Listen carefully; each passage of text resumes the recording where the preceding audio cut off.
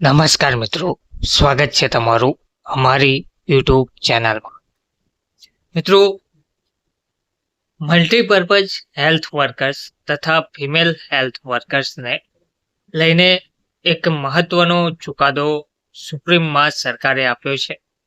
સુપ્રીમમાં સરકારે કરેલી અપીલ રદ થયા બાદ એસસી હાઈકોર્ટ દ્વારા મહત્વનો હુકમ કરવામાં આવી રહ્યો છે.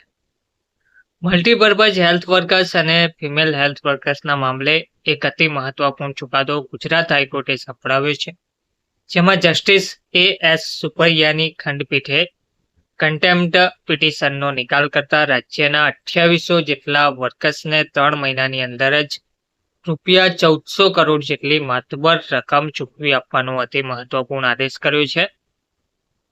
રાજ્ય સરકાર વતી આ મામલે ખૂબ મોટી રકમ ચૂકવવાની હોવાથી વધુ સમયની માંગ કરવામાં આવી હતી, જ્યારે કે કર્મચારીઓ વતી કહેવામાં આવ્યું હતું કે દિવાળી પૂર્વે રકમ ચૂકવવામાં આવે તો કર્મચારીઓની દિવાળી સુધરી જશે. જોકે હાઈકોર્ટની ખંડપીઠે મૌખિક ટકોર કરી હતી કે આટલું સમય રાખ્યું છે ત્યાં 3 મહિના વધુ રાહ જોઈ લો. આ સાથે જ 3 મહિનામાં રૂપિયા ચૂકવી આપવાનો હુકમ કરવામાં આવ્યો છે. કર્મચારીઓ વતી એડવોકેટે જણાવ્યું હતું કે આ સમગ્ર વિવાદમાં થયેલી પિટિશનો બાદ હાઈકોર્ટે ચુકાદો આપ્યો હતો, જે હુકમને રાજ્ય સરકાર દ્વારા સુપ્રીમ કોર્ટે સમક્ષ પડકારવામાં આવ્યો હતો. સુપ્રીમ કોર્ટે સરકારની અપીલ રદ કરી હતી, તેથી રાજ્યના હજારો કર્મચારીઓને રૂપિયા 1400 કરોડથી વધુની જે રકમ ચૂકવવા પાત્ર થાય છે એ આવનારા 3 મહિનાની અંદર ચૂકવી દેવાનો હુકમ કરવામાં આવ્યો છે. એટલું જ નહીં, જો 3 મહિનાની અંદર રૂપિયા ચૂકવવામાં ના આવે તો જે સંબંધિત વિભાગના અધિકારી છે જેમના કારણે રૂપિયાની ચૂકવણીમાં વિલંબ થયો છે